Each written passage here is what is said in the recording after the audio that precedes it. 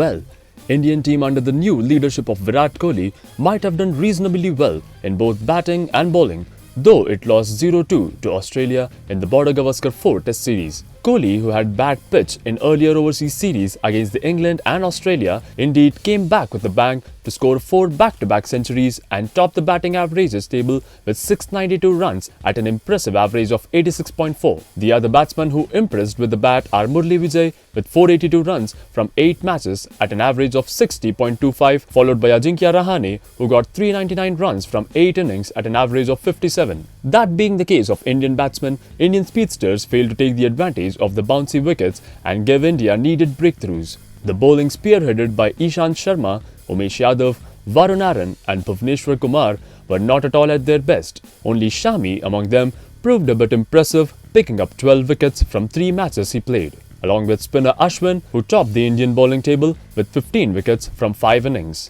Perhaps the aggressive Indian skipper chose to calm down and play for the draw in the last and final test at Sydney after the dismissal of Murli Vijay, who was going great guns, and give some kind of hope for India to get the required 160 runs in 30 overs. In fact, Virat Kohli himself had admitted that after Vijay's dismissal, he lost hopes of a win and opted to play for a draw.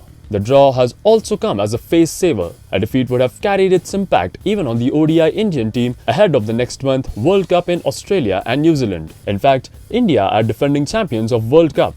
With the present Test series, India's young brigade, who had no experience whatsoever on bouncing wickets like Australia and New Zealand, besides climatic conditions, may as well find the going tough. Though the Indian team is being led by a seasoned ODI campaigner Mahendra Singh Dhoni in a bid to defend the cup along with Virat Kohli as his deputy, certainly not really scare the opponents. Simply, the team doesn't have attacking players like Yuvraj Singh or Virender Sehwag, who indeed considered as nightmares if they really get going.